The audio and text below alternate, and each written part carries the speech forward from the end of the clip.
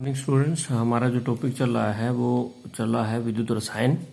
और उसमें हम पढ़ चुके हैं कि चालकता क्या होती है, विशिष्ट चालकता क्या होती है, मोलर चालकता क्या होती है और तुल्यांकी चालकता क्या होती है तथा इनके मात्रक क्या होते हैं। आज हम नेक्स्ट टॉपिक पढ़ेंगे जिसको अपने क्या कहते हैं अपने सक्रियता एवं सक्रियता गुणांक। किसको कहते हैं, सक्रियता क्या होती है और सक्रियता गुणांक क्या होता है। एक्चुअल में क्या होता है, हम कोई भी विलयन है, विलयन को जो है हम उसको सांद्रता द्वारा हम प्रदर्शित करते हैं।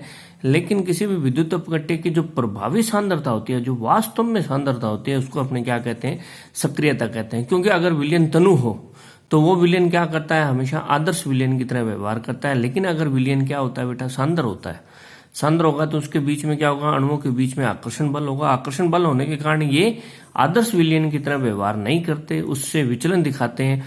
अतः उसमें सांद्र विलयनों में हम क्या करते हैं, सांद्रता पद के स्थान पर क्या यूज करते हैं, एक्टिविटी या सक्रियता का उपयोग किया जाता है। तो ये ध्यान रखना है कि सक्रियता हम कहाँ यूज करेंगे, सांद्र विलयनों के लिए। सांद्रता के शब्द की जगह पर हम सक्रियता को यूज करते हैं या उपयोग में लाते हैं। तो ये जो शब्द था, एक वैज्ञानिक था जिसको हम कहते हैं जीएन लुईस।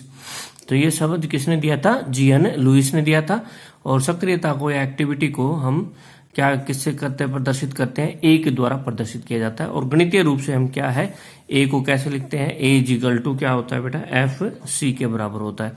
तो एफ इसको क्या कहते हैं, सक्रियता गुणांक कहते हैं। या हम एफ को गामा के द्वारा भी प्रदर्शित कर सकते हैं। किसके द्वारा कर सकते हैं, गामा के द्वारा भी प्रदर्शित करते हैं। सी यहाँ पे हमारा क्या है, सांद्रता है। तो ये ध्यान रखना है, सक्रियता को गामा से भी हम प्रदर्शित कर सकते हैं। चूंकि सक्रियता में क्या होती है, सांद्रता जो होती है सी जो है, उसको किस रूप में लिखते हैं हम, मोललता के रूप में लिखा जाता है। तो यहाँ पर क्या हो जाएगा, सी की जगह पे हमारा क्या आ जाएगा, एम, और एफ की जगह पे हम क्या लिखेंगे, गामा लिख देंगे। तो ए इज इक्वल टू क्या हो जाएगा आपका, गामा एम हो जाता है। तो ये भी सूत्र सही है और ये भी सूत्र सही है। लेकिन जब भी हम न्यूमेरिकल करते हैं तो जो सांद्रता दी जाती है वो मोललता के रूप में, एम के रूप में दी जाती है। तो हम क्या करेंगे, ज्यादातर इसी का ही उपयोग करते हैं। परंतु आजकल क्या होता है, सक्रियता के स्थान पर मध्य आयनिक सक्रियता एवं मध्य आयनिक सक्रियता गुणांक शब्द का उपयोग किया जाता है। क्यों यूज करते हैं, क्योंकि कोई भी विद्युत अपघट्य है, विद्युत अपघट्य जैसे मैंने क्या ले लिया, केसीएल ले लिया। सक्रियता क्या होती है, एक आयन के लिए यूज की जाती है। जब भी केसीएल लिया तो क्या बना, के प्लस बना और क्या बना, सीएल बना। तो विलयन के अंदर ये दोनों आयन है।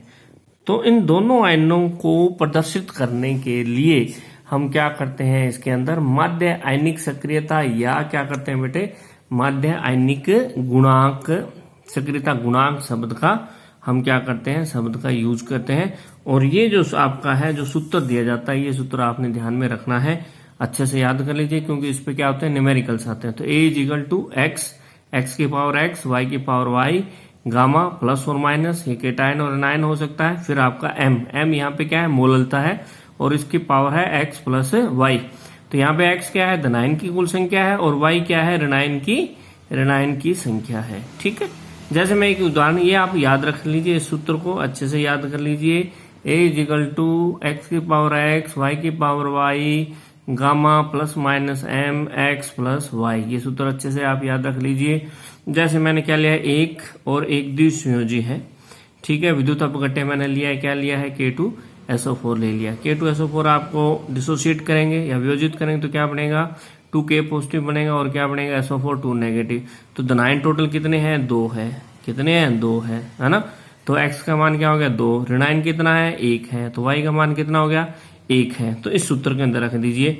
तो x का मान 2 है, ये भी 2 है। तो 2 की पावर 2 इंटू 1 की पावर 1, 1 की power 1, gamma, gamma plus minus लिखा, m और x प्लस वाई। तो 2 प्लस 1 क्या हो गया आपका, 3। तो 2 की पावर 2 का मतलब हो गया 4। तो ये आपका गामा प्लस माइनस 2 और 1 3 हो गया ना। 2 एंड 1 आपका है बेटे, ये क्या है आपका 2 है। ठीक है, ये हमारा क्या है, 2 है। 2 प्लस 1 3 हो गया। तो gamma plus minus plus minus plus minus 3 और m की 3 आपका हो गया। जैसे एक संयोजी की अगर अपने बात करेंगे, जैसे KCl ले लिया तो K पॉजिटिव बना और Cl है नेगेटिव बन गया। तो यहाँ पे x भी कितना है, 1 है, y भी कितना है, 1 है। तो हमारा a इक्वल टू क्या हो जाएगा, 1 की पावर 1 इंटू 1 की power 1 gamma plus minus m 1 plus 1, तो गामा प्लस माइनस क्या हुआ, इसकी पावर क्या आ गई बेटा, स्क्वायर आ गई। तो इसके हिसाब से आपको जो भी दिया हो हम क्या कर सकते हैं, उसका निकाल सकते हैं, जो भी आपको दिया हो, ठीक है। तो जैसे Al2SO4 के लिए दिया हो तो भी निकाल सकते हैं, कोई भी आपको विद्युत अपघट्य दिया हो तो उसके आधार पर हम मान निकाल सकते हैं, ठीक है। अब एक इम्पोर्टेंट और हमारा एक टॉपिक है, उसको हम कहते हैं आयनिक सामर्थ्य कहते हैं। क्या कहते हैं बेटे, आयनिक सामर्थ्य कहते हैं। तो आयनिक सामर्थ्य जैसे आयनिक स्ट्रेंथ जिसको अपने कह सकते हैं, तो क्या होता क्या है आयनिक स्ट्रेंथ जो है, हम किसको कहेंगे आयनिक स्ट्रेंथ, क्योंकि इस पे न्यूमेरिकल्स आते हैं हमारे आयनिक सामर्थ्य पर। तो पहले तो हमें पता होना चाहिए कि आयनिक सामर्थ्य होता क्या है, ठीक है। तो कहते किसको है, किसी भी विलयन में आयनों की उपस्थिति, आयन क्या होंगे, धनायन और ऋण आयन होंगे, उपस्थिति के कारण जो आपका विद्युत क्षेत्र है, जो इलेक्ट्रिक फील्ड है, उसकी तीव्रता का माप होती है। किसी भी आपका जो विद्युत क्षेत्र है, इलेक्ट्रिक फील्ड की कितनी तीव्रता होगी, वो किसके कारण होती है, कितनी होगी, आयनों की उपस्थिति के कारण होती है, ठीक है। और इसे म्यू के द्वारा हम प्रदर्शित करते हैं। ये ध्यान रखना है किसके द्वारा प्रदर्शित किया जाता है, इसको म्यू के द्वारा प्रदर्शित करते हैं। लेकिन गणितीय रूप से हम इसको क्या लिखते हैं, गणितीय रूप से इसको विलयन में उपस्थित आयनों की सांद्रता, सांद्रता का मतलब मोललता, ठीक है, मोललिटी, और उनकी संयोजकताओं के वर्गों के गुणनफल के योग का आधा, यानी कि म्यू द्वारा 1/2 है क्या, उनकी सांद्रता और उनकी संयोजकता का वर्ग का योग किया का मतलब मैंने समेशन लगा दिया, और उसका आधा, इसका मतलब 1/2 लगा दिया। तो ये आपका MI ZI और इसका स्क्वायर हो गया, ठीक है। तो आयनों की सांद्रता ये MI होगी। MI क्यों लिखा है मैंने, कितने भी आयन्स हो सकते हैं, 2 हो, 3 हो, 4 हो, 5 हो, तो तुने हम अलग से लिख देंगे। तो आयनों की सांद्रता और उनकी संयोजकता का स्क्वायर वर्ग, इन दोनों के गुणन फल के योग, ये योग का मैंने समेशन का निशान लगाया, और योग के आधे के बराबर होता है, ठीक है। तो ये MI क्यों लिया है, क्योंकि अगर 3 आयन है तो 3 लगा देंगे, 1/2 M1 Z1 स्क्वायर कर दिया, प्लस M2 Z2 स्क्वायर कर दिया, प्लस M3 Z3 स्क्वायर, और प्लस एंड सो ऑन, ये चलता रहेगा। अगर 2 होंगे तो 2 लगा देंगे, 3 है तो 3 ले लेंगे, 4 है तो अपने, और इसको इस तरह से इसको बढ़ाते जाएंगे। अब हम क्या करेंगे, इसके ऊपर आधारित कुछ न्यूमेरिकल्स करेंगे जो सामान्यतः एग्जाम में आते हैं हमारे। तो ये क्या कहता है कि 0.02 M HCl तथा 0.002 M H2SO4, ठीक है, कि क्या ज्ञात करनी है हमें, आयनिक स्ट्रेंथ ज्ञात करनी है। हमको पता है कि HCl जब टूटता है तो क्या बनेगा, H positive and Cl negative बनेगा। H2SO4 अगर आपका टूटेगा तो क्या बनेगा, 2H पॉजिटिव और SO4 नेगेटिव। तो यहाँ पे कितने आयन है, 3 आयन है। कौन कौन सा, एक Cl नेगेटिव, एक क्या है SO4 2 नेगेटिव, और एक क्या है H पॉजिटिव। क्योंकि इसकी सांद्रता अलग है और इसकी भी अलग है, तो हम क्या करेंगे, तो कुल सांद्रता निकाल लेंगे, ठीक है बेटे। तो इसकी सांद्रता HCl वाले की सांद्रता कितनी थी, 0.02, तो ये हमने लिख दी 0.02, प्लस कुल सांद्रता निकाल लो H प्लस की, प्लस 2 का ये 2 लिखा, या अगर 3 होगा तो 3 लिख देंगे, और इसकी सांद्रता कितनी है, 0.002 है, तो ये मैंने 0.002 लिख दी, और दोनों को ऐड कर दिया। ऐड करने के बाद ये हमारा कितना आ गया, मान 0.024 आ गया। और इसकी संयोजकता कितनी है, H की संयोजकता कितनी दिखा रखी है, H प्लस होता है, इसका मतलब संयोजकता 1, प्लस माइनस नहीं लेनी, वो हमें ये देखना है कि 1 है कि 2 है, बस यही आपने ध्यान में रखना है। प्लस माइनस कुछ नहीं होता उसके अंदर, नहीं लेते। संयोजकता हमें देखनी है कि 1 है कि 2 है कि 3 है कि 4 है, वो देखनी है।